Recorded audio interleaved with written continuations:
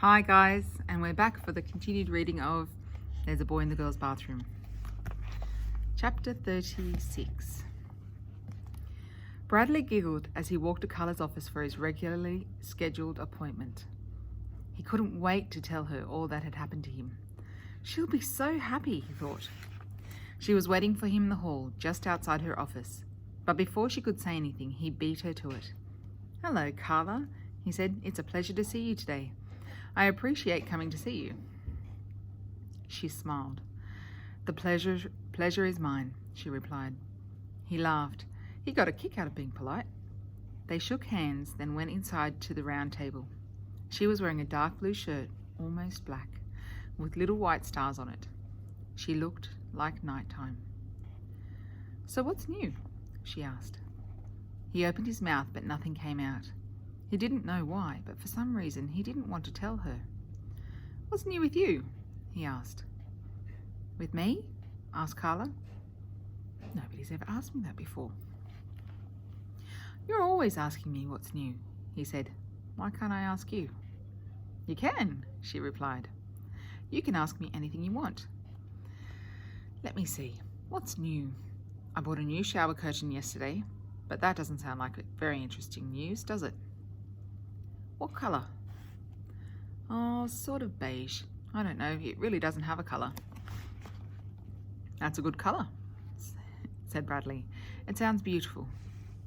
"It's okay," said Carla. "What happened to your old shower curtain?" he asked. "It started getting a little rotten," said Carla. "Was it also beige?" No," said Carla. "I think it was yellow when it was new, but it was sort of a greenish brown when—" "Colleen invited me to her birthday party," he blurted. Then it all came pouring out of him. "Jeff's invited too. We'll be the only boys. Everyone else will be girls. Jeff and I are friends now. The other guys like me too. We played basketball together. At first I was afraid to shoot the ball, but then everybody said, 'Shoot, Bradley, shoot.' So I shot and made it. Everyone was amazed." "So was I. I still miss a lot more than I make, but I'm getting better. Everyone says so.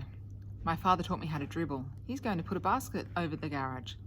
At first they wanted me to beat me up, but I said, 'Hello, Jeff.' And he said, 'Hello, Bradley.' And then Andy asked me if I wanted to play basketball. Then Colleen asked me to her birthday party and I said yes. And she said good. She would have asked me sooner, except she just found out when she was born." Fortunately, Carla had heard most of it already. Otherwise, she wouldn't have understood a thing he said. "It's all because of you," said Bradley. "You did it, Bradley, not me. It was your magic book." "My book? What's that got to do with—" "Bradley, what's wrong?" He was crying. One second he was beaming about her magic book, and the next he was sobbing and shaking all over. "Bradley?" He covered his face with his hands. Tears spilled out of his eyes. "What is it?" asked Carla. "What happened?" He shook his head. Carla rose from the table, got a box of tissues and placed it in front of him. He pulled out a tissue, but he didn't use it. "I've never been to a birthday party," he blubbered. Then he hiccuped. "Not a real one where other kids are there?" He hiccuped again, then blew his nose. "A long time ago when I was in the 3rd grade, I went to one, but then they made me go home because I sat on the cake." "Well, you're a lot smarter now than you were then when you were in the 3rd grade," said Carla. "But I don't remember what to do," Bradley whined. "Do I have to bring my own chair?" "Why would you have to bring your own chair?" "For musical chairs. That's why I sat on the cake. I got mad because there was no place else to sit." He sniffled. "Will there be ice cream?" "Don't you like ice cream?" "What if they don't have enough for me? What if they only have enough food for everybody else? And what about pin the tail on the donkey?" "You don't have to bring your own donkey," said Carla. He laughed through the tears. "But what if I stick it in a bad place?" "You know what? You want to know what I think?"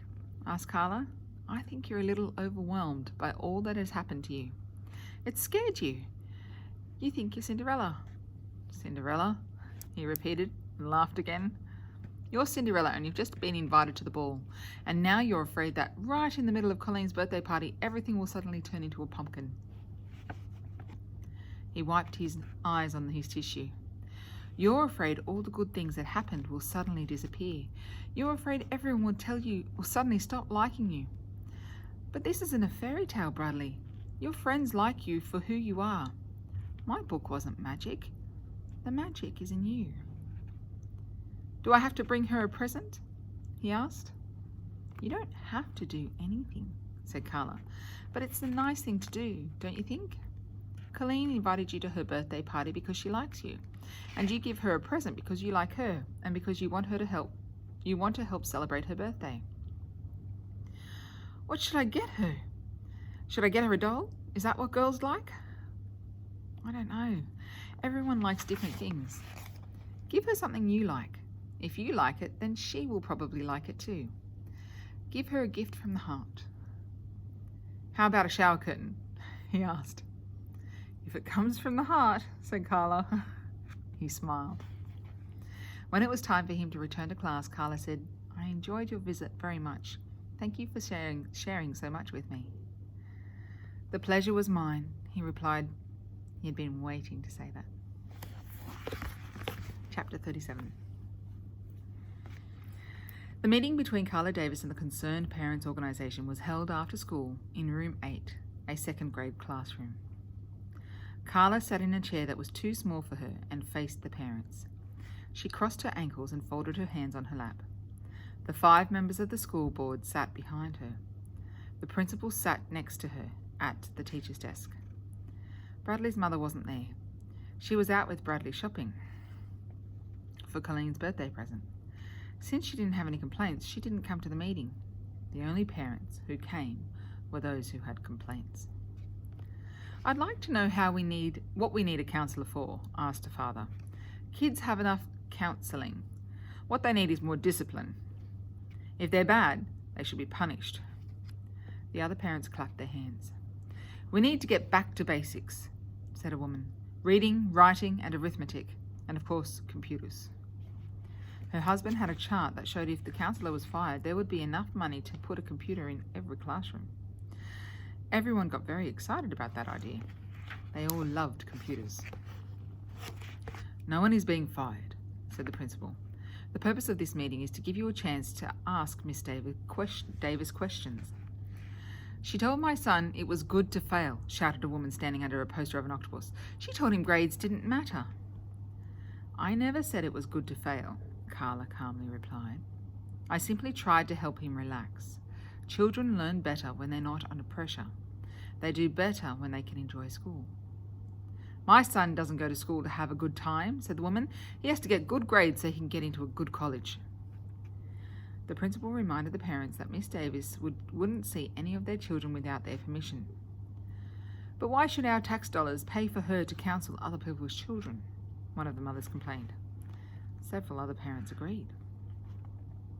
A woman with red hair stood up. My daughter came home with one of those forms for us to sign, and we refused to sign it. We didn't want her seeing the counsellor. We tried to give her all the counselling she needs at home. But then we find out the counsellor's been talking to her anyway. What's your daughter's name? Asked the principal. Colleen Verigold. Carla admitted that she had seen Colleen without her parents' permission. Colleen came into my office very upset, and she said she had to talk to me. She said it was an emergency. What kind of emergency? Asked the school board president. It was something very personal, said Carla. But what was it? Asked the school board president. I'm sorry, said Carla. I never repeat anything a child tells me. She knew Colleen wouldn't want everybody to know she had gone into the boys' bathroom. You're not supposed to see a child without her parents' permission, said the school board president. Now, if it was an emergency, then you might have been justified, but we have to know the nature of that emergency. I'm sorry, said Carla. You can tell me, said Mrs. Verigold. I'm her mother. If there was an emergency, don't you think I should know about it? Ask Colleen. If she wants to tell you, she will. I can't break my promise to her. But Colleen's just a child, said a member of the school board. You don't have to keep promises to children. I do, said Carla. She's been trying to make her change religion, said Colleen's mother. Colleen came home from school and announced she didn't want to be a Catholic anymore. She wanted to be a Zen monk. Carla laughed, though she knew that was a mistake. She tried to explain about saying hello back to someone who says hello to you, but nobody seemed to understand what that had to do with being a Zen monk. "You're not allowed to teach religion in public school," said the president of the school board, "and you weren't even supposed to talk to a child in the first place." He apologized to Colleen's mother and assured her it wouldn't happen again. A woman in the front row raised her hand. "I never had a counselor when I went to school," she said. "I don't understand what they do exactly." "Why don't you explain to the parents what you do and how you help children differently?" the principal suggested. "Mostly I just talk with them," said Carla. "I listen to their problems, but I never tell them what to do. I try to help them learn to think for themselves." "But isn't that what school is for?" asked the woman. "To tell kids what to think?" "I believe it's more important to teach them how to think instead of what to think," said Carla. "But if they do something bad, don't you tell them it's wrong?" asked the man sitting next to her. "No," said Carla. "I think it's much better if they figure that out for themselves." "What if there was a boy who bit his teacher?" asked her father. "What?" Carla exclaimed. "Wouldn't you tell him not to bite her?"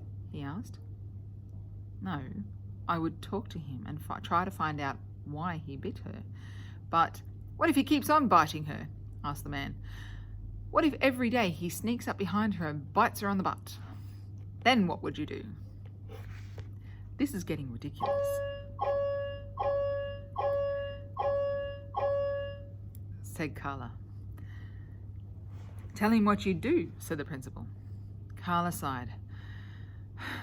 "I'd try to help the boy understand the reason he wants to bite his teacher, and then help him reach the conclusion that he shouldn't do it." "How long would that take?" asked a woman. "I don't know. A month? Possibly." "And meanwhile he keeps biting his teacher?" said the first man. "She could get seriously hurt." "She could die," said another man. "How would you feel then?" "What if the kid had rabies?" someone else shouted. "Don't you think he should get a rabies shot?" "I bet you feel differently if he bit you on the butt," someone called from the back of the room. Everyone began talking at once. "What if he bit you? You'd punish him then, wouldn't you? Then you wouldn't wait for him to think for himself, would you?" "Not if he bit you." "What if he bit you?" Carla uncrossed her ankles, then crossed them the other way. As she looked at her angry group of parents, she had a terrible feeling that they all wanted to bite her butt. And we'll leave it there.